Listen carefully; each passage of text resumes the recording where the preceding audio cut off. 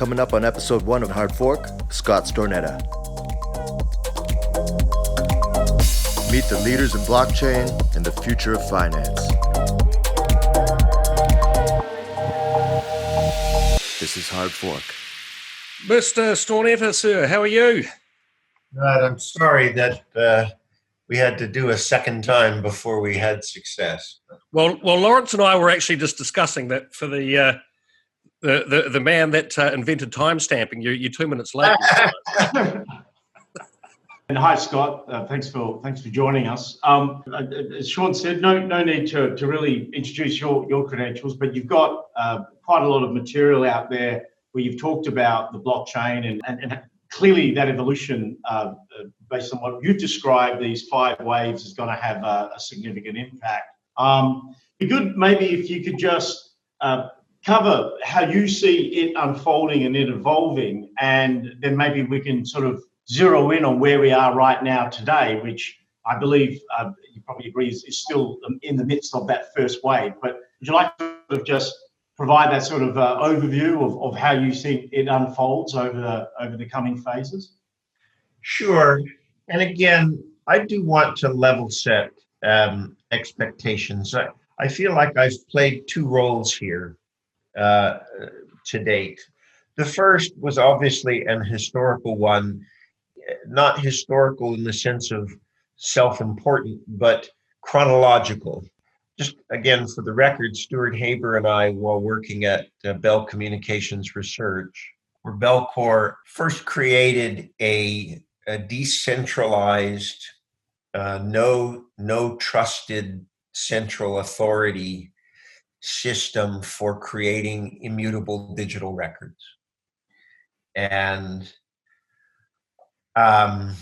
again, we don't want to claim that we are the inventors of the blockchain writ large, in the sense of all that the blockchain has come to mean in terms of Bitcoin and Ethereum and issues like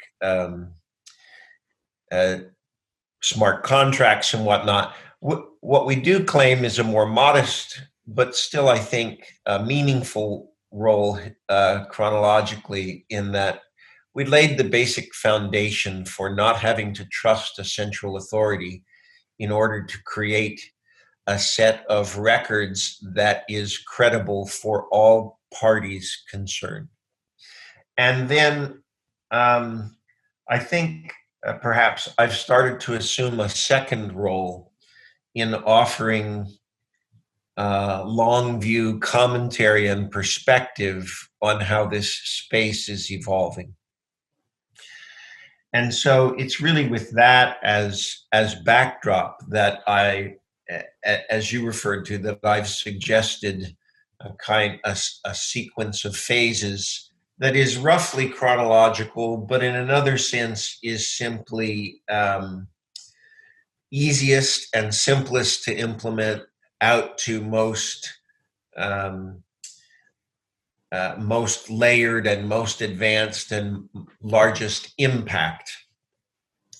And it's in that context that I think you talk about the 5 phases. And so why don't I just briefly recount that notion. And the first is a phase where we simply take existing institutions, whether that be government or corporate, and simply suggest that we can improve the audit credibility of those institutions' documents by locking them into the blockchain, so that we all can have an assurance of not an insiders versus outsiders view, but sort of all-siders view, that the records that we're looking at are authentic. They were created when claimed and haven't been altered after the fact. And in a world that is increasingly, if not wholly, at this point dependent on digital documents, it's just a great reassurance that we all have this common touch point that says, yeah, the records we're looking at have essentially been validated as historically fixed doesn't mean that the records created were true in some sense of they were a correct view of the world, but they were certainly the view of the world at the time that they were created, and So they haven't been altered since.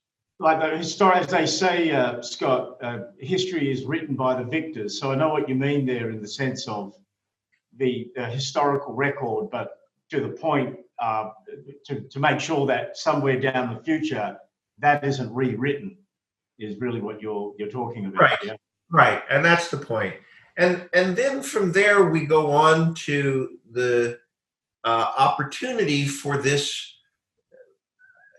technology, which is modest in the sense that it's only part of the solution, starts to change the social structures themselves, starts to influence the actual social structures themselves. And whether we talk about it in 5 phases or whether we look at it maybe from a more, let's say, foundational perspective, I think we can still get this same sequence of events. And that is what we're really talking about at its technical core, okay, is the idea that we have a shared database where I say shared because there are no longer sort of insiders and outsiders, but rather a database that is publicly accessible, publicly verifiable, publicly searchable, and that goes to, in a sense, leveling the playing field. It creates a common object that all parties can use as a touch point. And as a result, it tends to equalize the power amongst parties.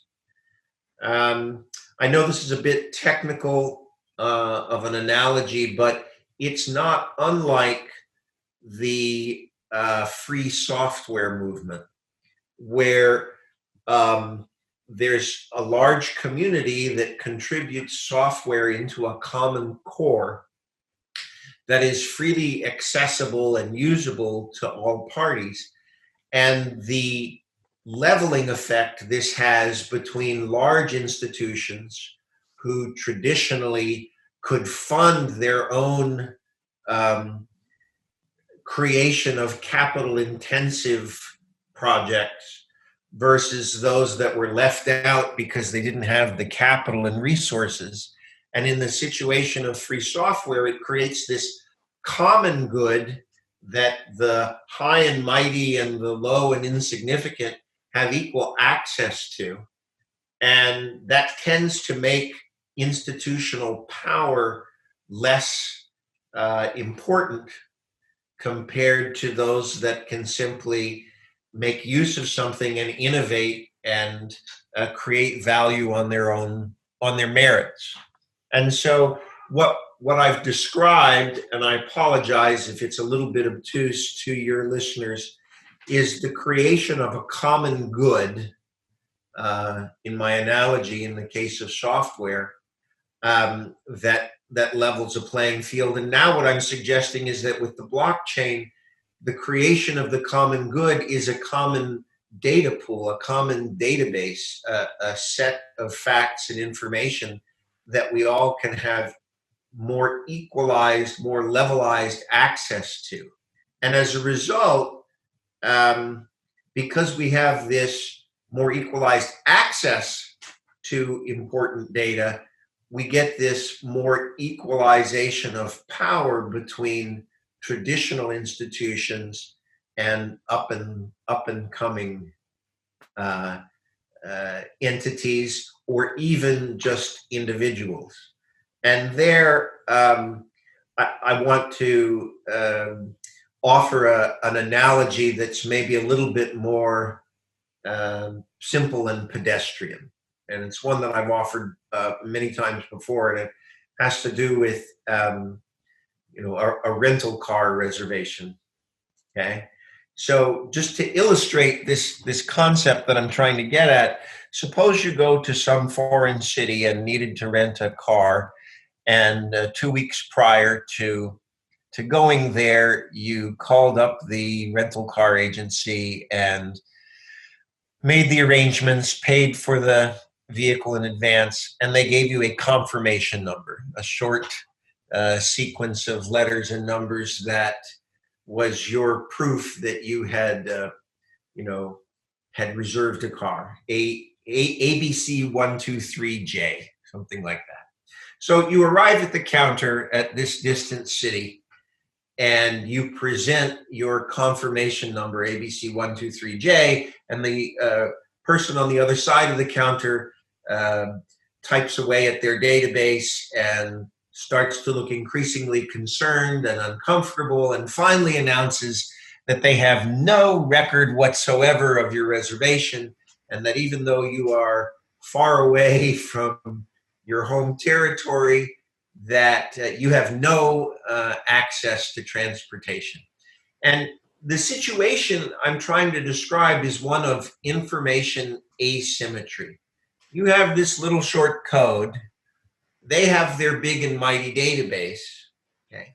And they have all of the information power, okay? You're not going to get that car unless they decide to give it to you as a gesture of mercy. And what the blockchain as a shared common database suggests is that you would no longer be in that situation, namely rather than having their internal database on one side and your small confirmation number that is totally at their discretionary power, you would both be looking at the same public database, and there would be no dispute as to whether you had or had not made a reservation. They would not be in a position of superior records and therefore superior power in that situation. And again, go ahead, I'm sorry. I was just about to say, so would you, from that standpoint, then you see that really for the blockchain to play out its full potential, private blockchains will eventually evaporate and you'll just have public blockchains? Because with a private blockchain, it implies that a organization or a collective of organizations have control over that data.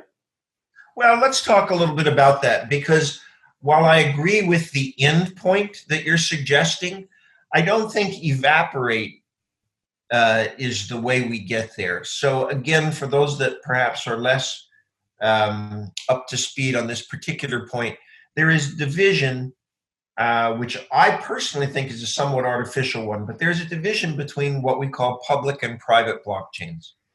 And in the public blockchain, everyone, no matter who they are, has a kind of inalienable right to access the database. And in the private blockchain, it's kind of like a private club where you can only join if someone offers you the chance to come on board. And your suggestion is that the private blockchains will diminish in importance over time. And while I agree with the conclusion, I think the way we're going to get there is slightly different. Namely, if you have a club where the admission requirements are continuously lowered and made more standardized to the point that anyone that takes the initiative or has an interest in becoming part of the club is able to join the club, at some point the club becomes less exclusive and becomes more like a public good. And I really think that that's the path we're going to see, the so-called hybrid state between public and private blockchains, where the economics will simply drive private blockchains to want to admit more and more members and make admission more and more straightforward.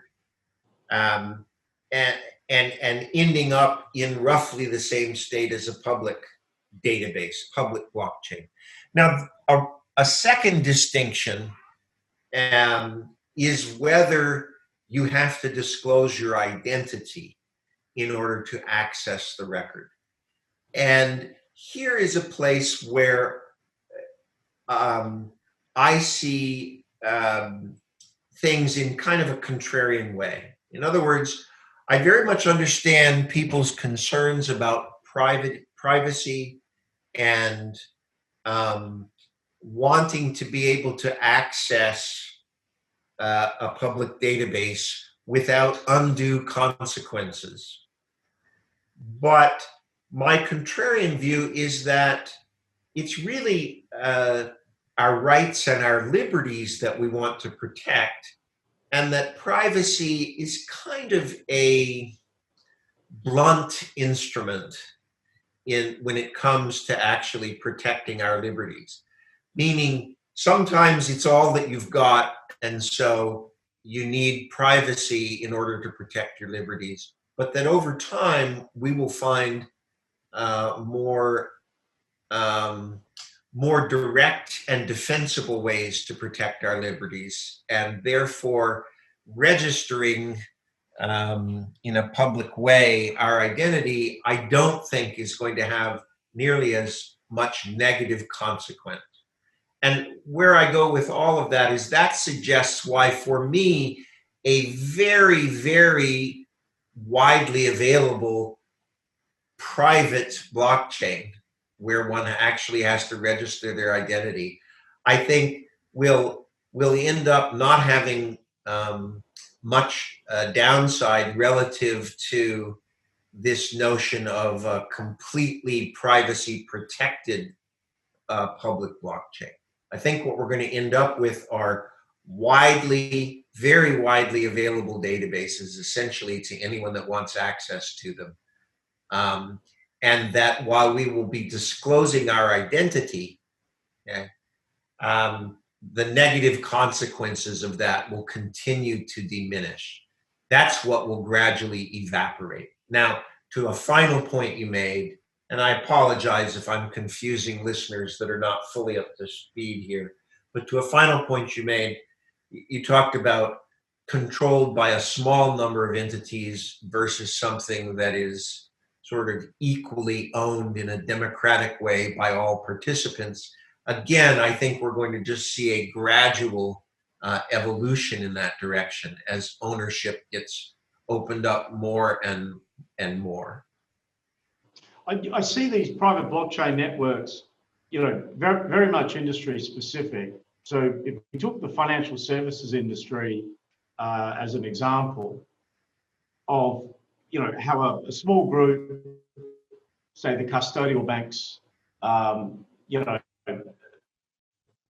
sitting around the world, 10, 15 of them at max, and you're talking about $150 trillion of securities held amongst those institutions.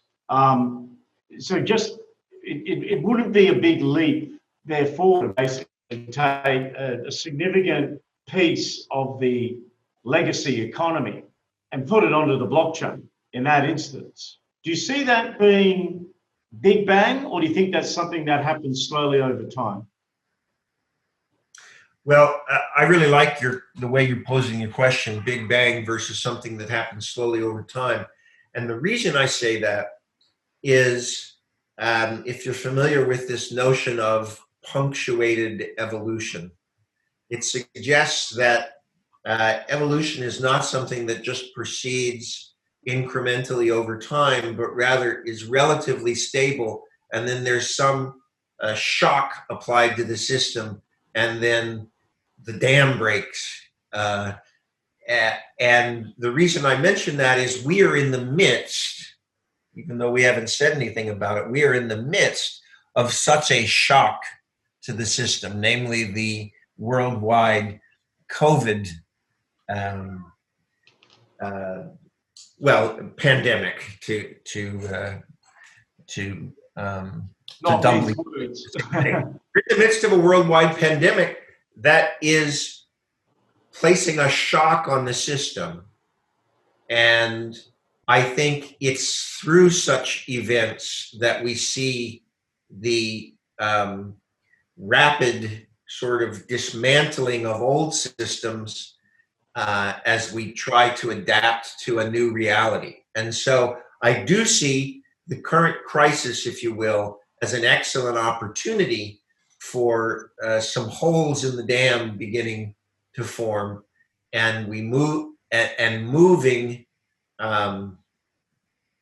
not just any kind of data, but to your point, data about money onto the blockchain, and no longer being under the control of certainly a particular entity, but moving to be under control of a larger collection of entities, which you might still argue are fairly centralized and concentrated in their power. But to me, it's a step in the right direction, and it's a step that can't be fully controlled.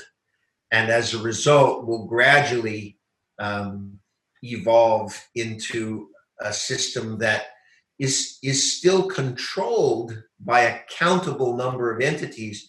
But as that number goes way up and extends beyond existing legacy players and starts to extend to additional innovative players, I think the cat is out of the bag, and it will continue to roll forward. I think it's unnecessary or unnecessarily naive to assume that the only good way for that to happen is for it to be immediately something that is peer-to-peer between individuals, as opposed to something that gradually expands its membership to larger and larger numbers of smaller corporate players. I simply see that as an intermediate step on the way towards a full peer-to-peering, where any individual can have a seat at the table. Yeah, I mean, in one example, in the wealth management space, predominantly it's been dominated by very large financial institutions with global reach. Now you could see basically what I like to describe as the Uber of financial services. Basically, you can have a network, an ecosystem where financial transactions are going through a traditional fixed network, but getting cleared and settled through the blockchain. Right. Or basically having instant verification of ownership, because the information of the counterparties is held on the blockchain and on the distributed ledger record. That innovation alone, and in some respects, there's already examples where there are banks exchanging over the blockchain bonds, or what they call high quality liquid assets, to maintain their capital ratios, right, as part of our work. So this has already started. It's really a case of how rapidly does it permeate through the system. But a number of the big banks that large custodial banks are doing a lot of work with distributed ledger in different parts of their organization. So to me, it's only just right. And again, sort of ideological purists might want to argue that if the banks are using the blockchain, that it's a defeat for the public. But what I think is under-recognized is simply that once the banks start to bite on the blockchain, okay, they may still feel that they are in control of the situation, but it's an irreversible step towards opening up the system to additional players, non-legacy players, and that itself is a step towards opening it up to simple, straightforward public participation. And so many of the people in the space that I discuss this with feel like those steps on the part of banks to sort of control the blockchain technology and use it to their own ends is a defeat of the public systems. But in fact, it's an infiltration of the blockchain and its inevitable conclusion into existing institutions. They make the decision consciously, but that doesn't mean that they're not ceding some of their authority and control in a kind of inevitable, Conclusion. irreversible in the sense of the way a ratchet works. They can't go backwards. Right. To go in this direction. Sort of the damned if you do and damned if you don't sort of situation, for an existing player. What about in government then, Scott? I mean, how do you see, obviously record keeping is one obvious area, but what about from, like right now in the US, there's a lot of controversy about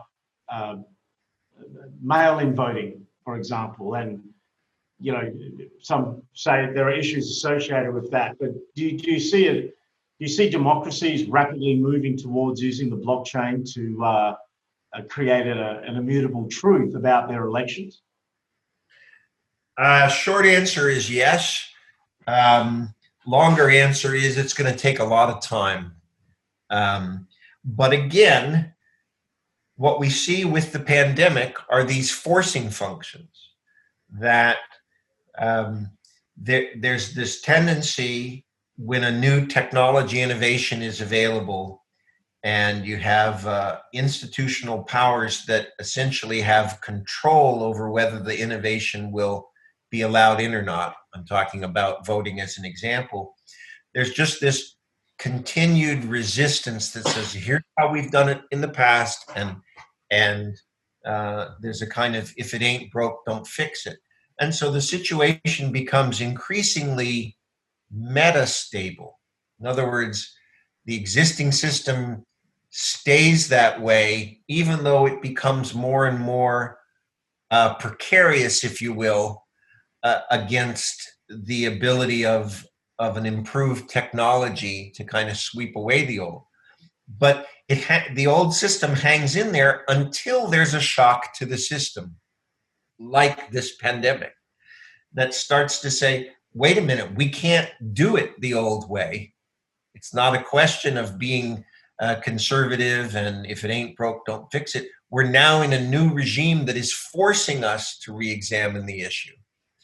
And once that is done, and there's a need to handle things remotely, okay, rather than in with public presence, then suddenly a whole set of issues that have been held back from being examined in their true light get an evaluation on their merits because the new situation demands a new solution. And here's the ratchet part of that. Once that occurs, this special need because of the unusual circumstances of whatever the shock is, in this case, the pandemic, even after the shock effect has resided, there's no going back to the old normal.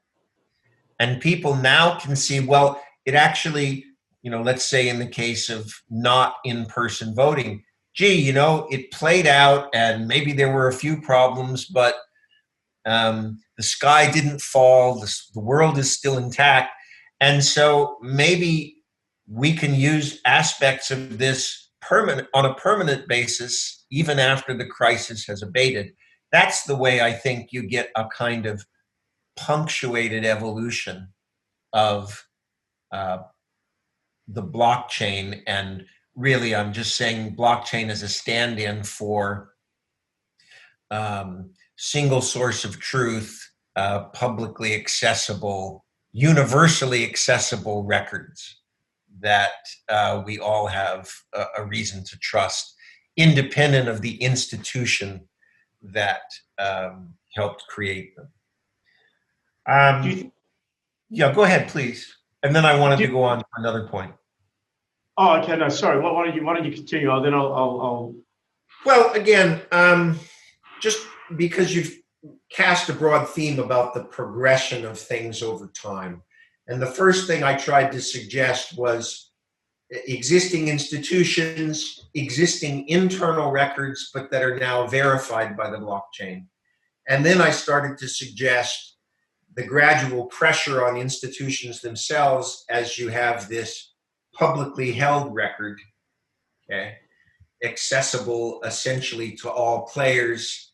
But I think there's another stage, and that is once the records are publicly held, then there's the ability to start creating value-added use cases on top of a publicly held record. Now that we have everyone able to access this common data, that's when we start to see the acceleration of things like smart contracts, namely the ability to apply additional computing power so that we can automate some of the processes of money in particular and data in general. Now that data is commonly accessible and shared. Okay. It just means that we move from passive money as simply a record in a ledger to the ability of processes being automated so that the money, in a sense, starts to become smart money or smart data that can start to take actions that are self-executing.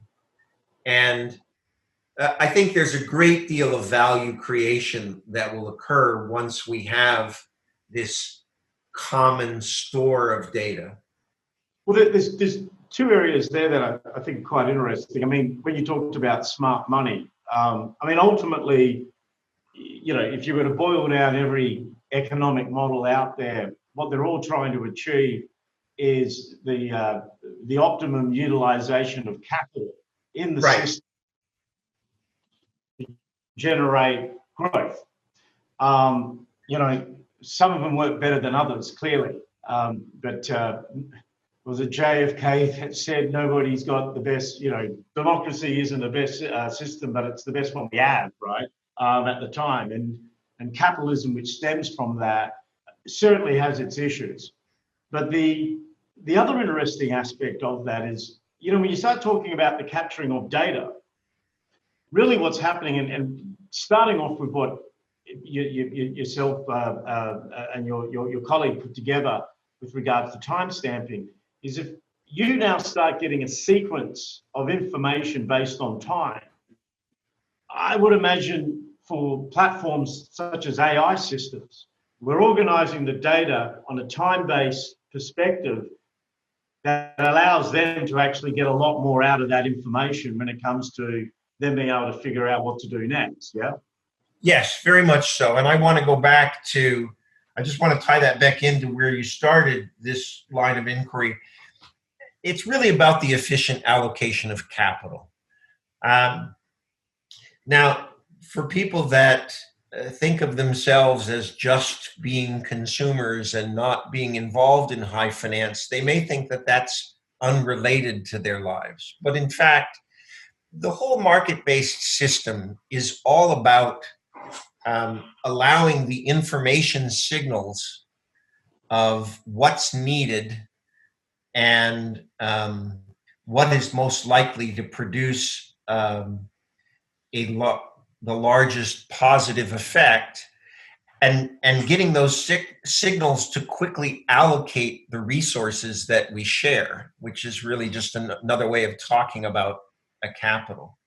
And so it's really all about freeing up the information flows so that we each, either as large corporate entities or even as individuals, can make wiser, self-interested decisions about how we want to spend and allocate our money. And even there, you know, the notion that money is sort of just the bastion of greedy rich people, when we talk about how we want to allocate our money, we're really talking about how we want to allocate our time. It's the decisions that we're going to make as individuals, where we focus, what we value. And so just making the data more available about all of our needs and abilities, wants, is going to allow us as individual agents to, again, I use the word transact, but it's unfortunate that has only a financial connotation. How we're going to transact our life is really just how we're going to have access to data to make good decisions and then execute on those decisions about where we allocate our time and attention. And so what we're really saying is that with the data more widely available and trustable, we're simply all at a very personal level able to make better informed decisions about what we give priority to.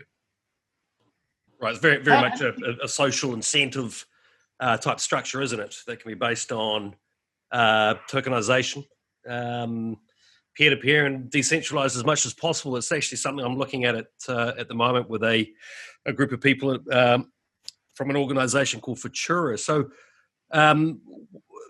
what do you see out there at the moment? I mean, we're effectively looking for a blockchain system that's able to hold and track shares, but also give the possibility of distributed voting rights over company decisions. Where are we at in that sort of evolution, and what are the best solutions that you could maybe suggest to us that are out there right now? Sure. So, I mean, what you're raising now touches on governance issues. Correct.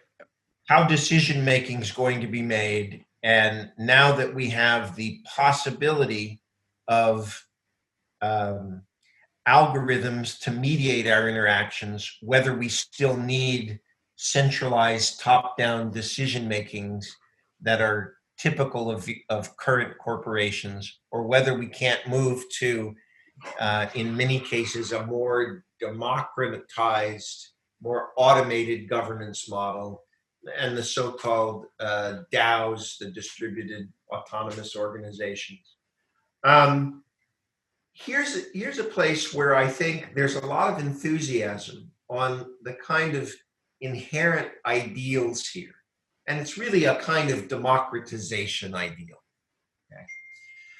But the real sticking point here is that this decentralized decision-making, decentralized governance, it's a great idea in concept, but the only way to actually make progress there is to actually have a working system that makes superior decisions. And here I think there's a big gap between what we all can kind of imagine as the ideal Platonic state, in the far off future, versus the current system. And that is the reason that there's a gap is simply stating that a decentralized, democratized, sort of self-governing amongst all its participants system is a higher ideal than a sort of central concentration of power. That's all well and good, but the only way to get from here to there is to actually have a system that is effective and that works well in some particular situation and leads to superior decision making. Let me try to illustrate that by, again, a comparison that may not strike you as being blockchain related at first, but bear with me. And that is, I want to set up as two less than perfect examples of kind of two ends of the spectrum. One, the sort of raging, flaming debates that we have in social media that appear chaotic and, are often devolve into simple name calling and one side restates its position a million times and the other side does the same thing. And we just have this kind of corruption of the dialogue as everyone is shouting, okay? And contrast that with what we have in a system like a Wikipedia. Now, again, I'm not suggesting that Wikipedia is a perfect mechanism, but what we have in the case of Wikipedia is a kind of decentralized discussion that, despite all its flaws, seems to lead to the creation of a common resource on which there's reasonable consensus and which is therefore a useful information source. And if you contrast that with the flame wars that rage on Twitter or something like that, then what you have are two examples of decentralized governance. One wildly ineffective that just seems to thrash back and forth between hardened opinions, and no one really ever makes any no one changes any hearts or minds, and there never emerges a real consensus, versus a system like Wikipedia, which, as I've said, for all its flaws, does lead to a kind of consensus. And the reason I'm trying to draw the distinction is both of those are decentralized governance systems. But you have to start to make the finer distinctions between ones that are somewhat effective and that are wholly chaotic and almost totally ineffective. And so just saying that we're going to go to decentralized governance is not a magic wand that makes the process actually effective. And so it's all going to be in the details of getting stable decentralized governance that actually kind of moves forward towards a useful set of decision making. Simply declaring decentralized governance doesn't create effective decision making by itself. Simply stating that we don't want evil centralized decision making and this is the alternative, that doesn't make the decision making effective per se. Certainly a hot topic at the moment. Obviously, your president is battling away with Twitter at the moment. I believe one of his tweets was yanked today. What an absolute meltdown of trying to have against the ideal of a free exchange of ideas amongst mutually respecting parties in an effort to move towards, a better truth. Here, instead, we just have a complete meltdown among sort of warring factions, name calling, and having no faith or confidence in the other party. Yeah. I mean, unfortunately, Scott, also just before jumping on this this video, I saw a CNN crew arrested live in Minnesota. I mean, we're really at a flashpoint here, aren't we? I watched your speech on Capitol Hill that you delivered a few months ago, and clearly you're an extremely proud American. The parts of that speech where you spoke about voting, your current system. I mean, what do you see blockchain offering that with all these problems that are staring us firmly in the face right now? What do you think would be something quite obvious that we could move forward? It's something to discuss right now that people watching this could go, okay, I can get, I want to know more about that. Obviously we're trying to foster awareness and adoption here. What do you think are some key things to solve some of these huge problems that we're facing right now?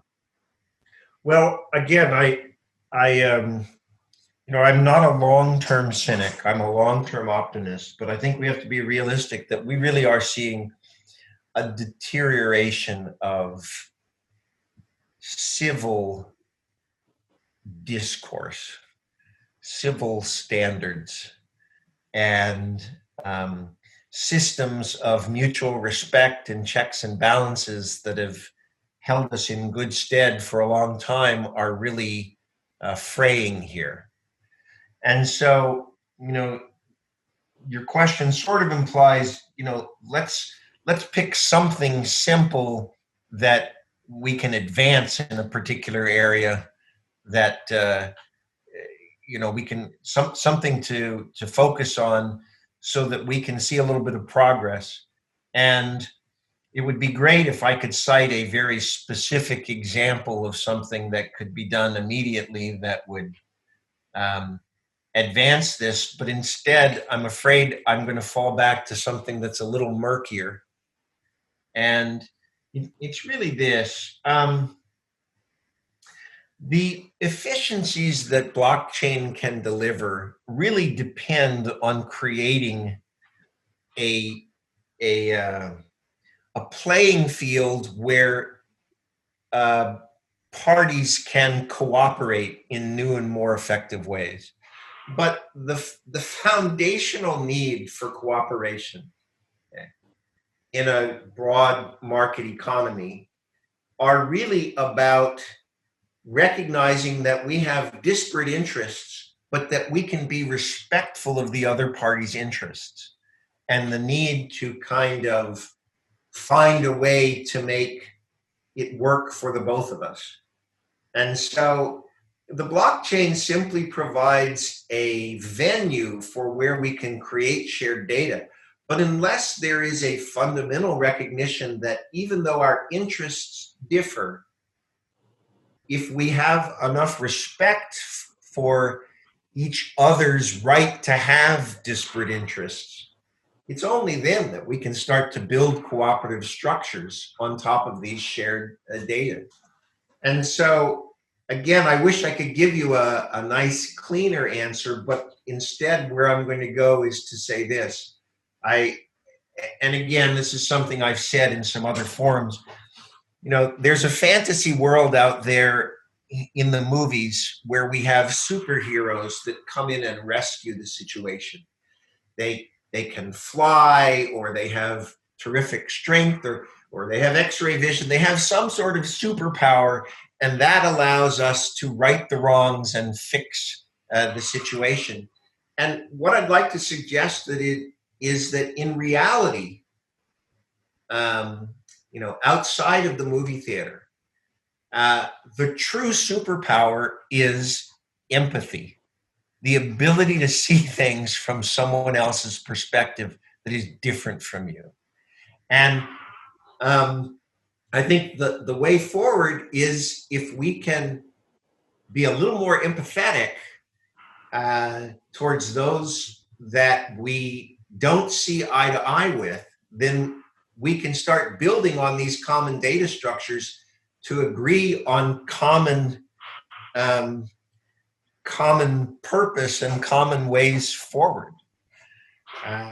So I'm sorry if you were looking for, a particular company that I could cite, that if everyone just invested in it, things would go forward. But instead, it's about finding some common ground with those with which we disagree. But the irony here is, one of the issues about, finding common ground and empathy is that it seems to have been under attack with what I think is a phenomena of decentralization of news services, which is the fake news. So, coming back to your earlier, point about talking about a Wikipedia versus a Twitter feed. Wikipedia is sort of inherently fact-checked. Now, when you start talking about doing that with, say, a social media, then you have to sort of distinguish between, on one side, you've got Zuckerberg saying we should not be in the fact-checking business. And then you've got Dorsey with Twitter saying, well, we absolutely should be.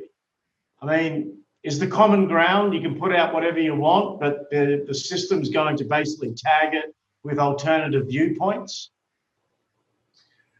Well, again, now you get to a specific thing that I think there is a way forward. And that is, the sense in which good information and true information, the sense in which it's true is that it has predictive power. Everyone can offer their opinion, okay? But we don't say that every opinion has equal merit. And how do we discriminate about what opinions have greater merit? Well, ultimately, and this is sort of the trained as a physicist, scientist coming in, the power of your opinion is its predictive ability. The power of any theory is, does it have predictive power? Okay. And I would love to see a world, and it's certainly something that I think concretely about and that I think about using the blockchain or the public data store as a way of doing it, is if we could actually start to get a feedback loop going that ranks how effective people are in predicting the consequences of something that they are proposing. If we were essentially tracking the performance of people's opinions on any given topic as a forecaster of what actually occurs, then I think we could effectively create a hierarchy of merit on who's telling the truth in terms of who is best able to grapple with the situation and predict the consequences of different actions. Then I think we could in fact have a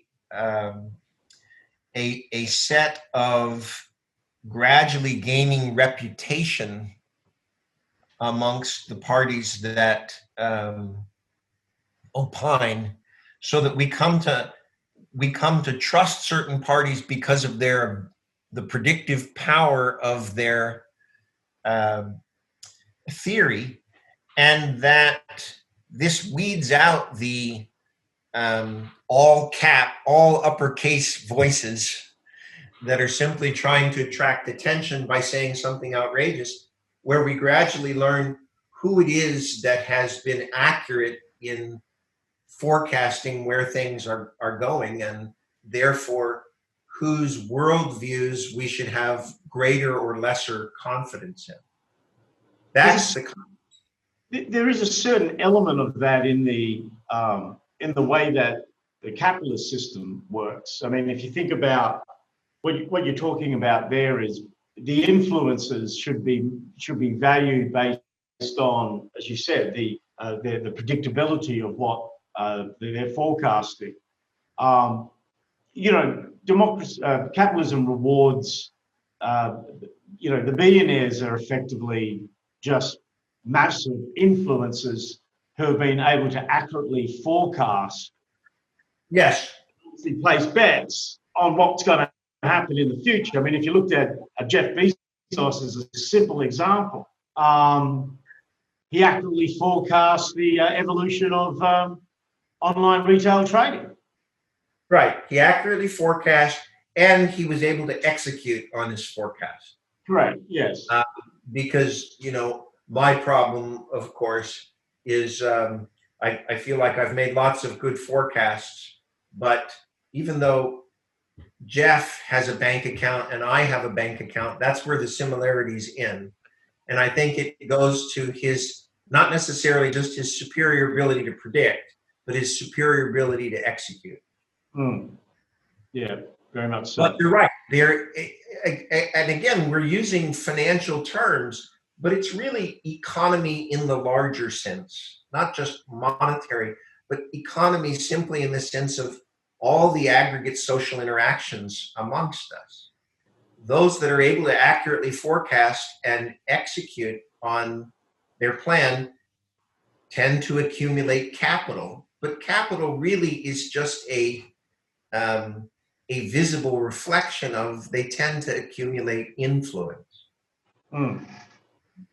So you didn't pick up a few Bitcoin when you read the white paper and saw your name mentioned it more than anybody else got.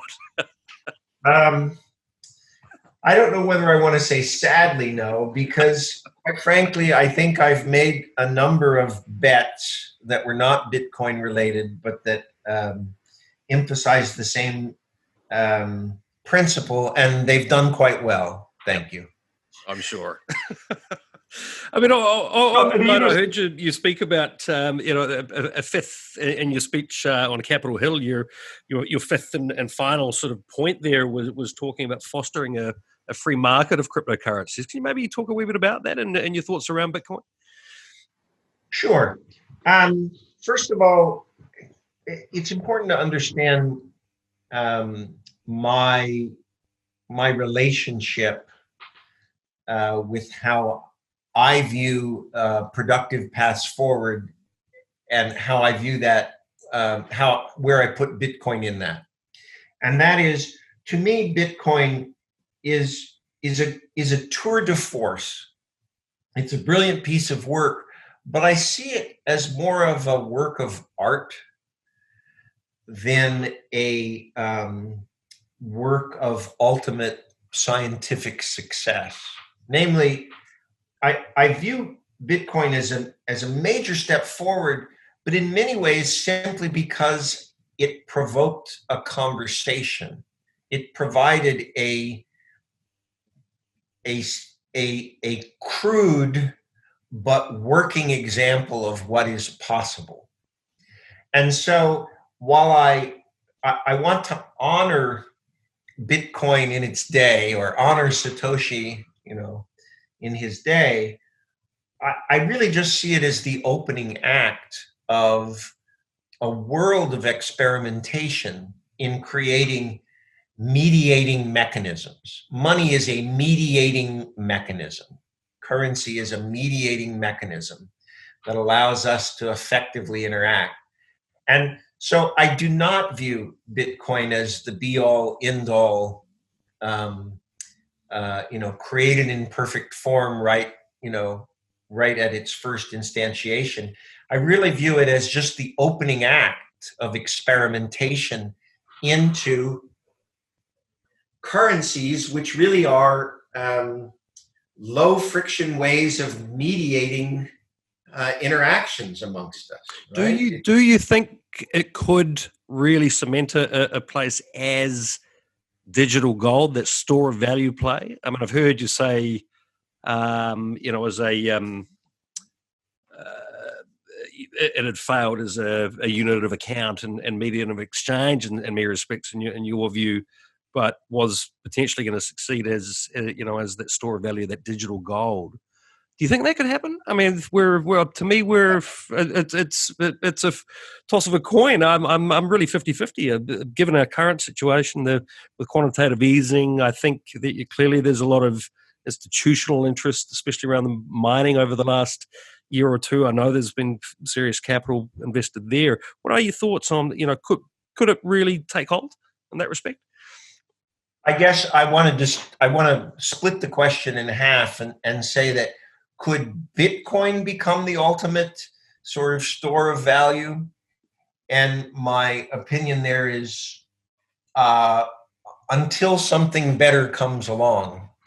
But I think crypto-based systems, and by crypto-based, let's be clear, what I mean is technologies based on cryptographic protocols that allow us to form new and more efficient mechanisms of trust centered around currencies, centered around something that we can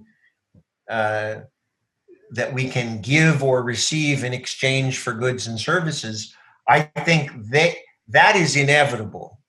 It's just whether Bitcoin itself will be the long-term winner. I'm highly doubtful. Okay, I don't think you're a fan of proof of work, are you? Well, again, I'm on record as that, so that's my story, and I'm sticking to it. I think Bitcoin is it's sort of become the default, obviously in a very minor way in the world's global financial world, but it's become the fault amongst those that are trying to advance technologically based currency systems. But I think it remains the default only until something that is more efficient, more effective in that regard, and starts to assume more of not just the store of value, but the unit of account and medium of exchange. That Bitcoin really, I think, evaluating it objectively, has not succeeded in its aims. And so, do I think artificial, technologically based currencies that are not part of the old fiat-backed central nation-state currencies, do I think that they are in the ascendant? Yes, I do. Do I think that it's got to be Bitcoin? No, not necessarily. And even there, and again, this runs contrary to many people's opinions, I think even the step of central bank digital currencies is a step forward rather than a step against libertarian ideals. In other words, some people feel that the whole CBDC is a sellout, a perversion of the technology that only consolidates power among the existing legacy players. And I argue that that's not the case, that it's an infiltration of a leveling technology into the inner sanctum of these central players, and that while they may be voluntarily taking the steps towards adopting it, they are not able to control the ultimate consequence of taking a step in this direction. So Bitcoin as stand-in for all that is possible in terms of non-traditional currencies, yes, it's a winner. Bitcoin itself in its current instantiation, I think, is just the fallback. It's the default until something better comes along. And even with central banks coming up with their own digital currencies, it doesn't stop them from printing as much money as they need. From an economic management standpoint, it's more of just a medium as opposed to a, I agree. And as a result, you might argue that that's just a lateral move. It still retains the basic problem of the inevitable, the unavoidable temptation that always seems to come to start printing more money as a way out of one's troubles, that leads to the collapse of that particular currency. You're right, and in this sense, the CBDC notion is just, if you will, a lateral move. That's just a means to an unchanged end.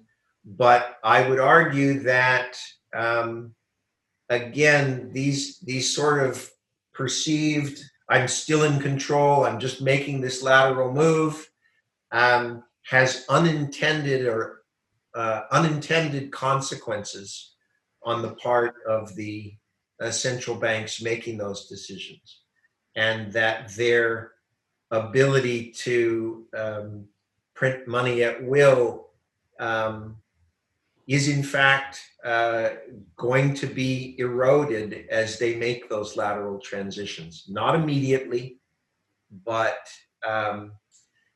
think of it this way. One of the great concepts that Bitcoin and its ilk have prompted is the notion of a hard fork, where things are going along in a certain direction, but if you decide that you just don't like it, then you can simply take the data and move it over to another system, and move on without any real immediate recourse on the part of the person that thought they owned the old data. That hard fork is a real wake-up call to those that feel that they are permanently sort of in power. Thank you. You just gave us the soundbite for our stinger. And so once the data is out there and we're all conversant in it, what's to stop, someone from saying, we appreciate all you've done to date, and now we're moving on with our own fork of the data. And thank you very much for your contributions here to date. But it's a kind of, and again, I don't mean to overly politicize this, but the phrase that comes to my mind is there's a very fragile point where people where entities lose the mandate of heaven. And it can happen quite suddenly and precipitously, and making this data all available, okay, makes it all that much easier to fork away and very precipitously kind of move on. Well, I think the current state of the economy, we may be in a situation where we're all going to be moving on from it, depending on what actually happens. As you said, we've had a shock to the system. We don't really know what's sort of coming out of COVID-19 that's really going to look like, and what are the consequences of the last decade plus of quantitative easing. But the bond market sort of suggests that it's not going to be a pretty sight. So we'll see. About the inversion as a signal that we're in very metastable territory. It's still stable. We're still, the entrenched players are still kind of in control, but the ease with which things can step away from that is increasing. Yes. And it doesn't, it's hard to say what the next, it's hard by definition to say what the next black swan event is. Okay. But we know that some future shock, of which the COVID situation is merely a harbinger, could easily allow someone, once the data is out there, to simply migrate away from the old into the new, and to do it rapidly. Yeah. Scott, you've been our first guest on our new show, Hard Fork. Who would you recommend getting on as the second? Who's impressing you in this space? Who do you listen to? Well, I listen to a variety of sources, but that doesn't mean that I trust them. I think there are the usual suspects that have had some outsized influence on the evolution of the system. Are fair game. That's a question that I'd rather think about a little bit offline and give you a thoughtful response to, rather than a knee-jerk response to. Okay. Very good. Because I'd be happy to support your platform in terms of trying to provide you with, good thought leaders, ones that have strong predictive power. Yeah. My claim, I'd like to use that as a send off to you, to try to wish you well, is to provide you with some follow up thoughts about innovators that have real predictive power. Beautiful. Thank you so much, and to everybody watching, you better tune in next week. Scott Stornetta, highly impressive man. Thank you so much for your time. Lawrence, any closing comments? Yeah, no, it's been a real pleasure, Scott. And again, I think maybe the title of this show, Sean, should be The Predictive Power of Scott Stornetta. Well, unfortunately, those that know me best like a phrase that I also use, which is often wrong, but never in doubt. Maybe It's really just, in a sense, quite frankly, a little more seriously, it's that it's very hard to understand where things are going. You make your best judgments, but then you're often so surprised by the complexity of the world and the richness of the data, and you simply have to update your predictions as you find out what things were wrong. There's just humility in that. I mean, if you're right just slightly more than half the time, then you end up accumulating a lot of benefit. So, yep, definitely. Well, it was great to have you on, Scott, and really enjoyed the conversation. Very enlightening. Thank you very much. Sure. Thanks very much. A pleasure to participate. Yep. Thank you to Lawrence. Thank you for your time. Scott, once again, absolute pleasure. Really enjoyed meeting you and talking with you. And thanks to everybody who's tuned in. And we'll see you next week. Thanks, guys.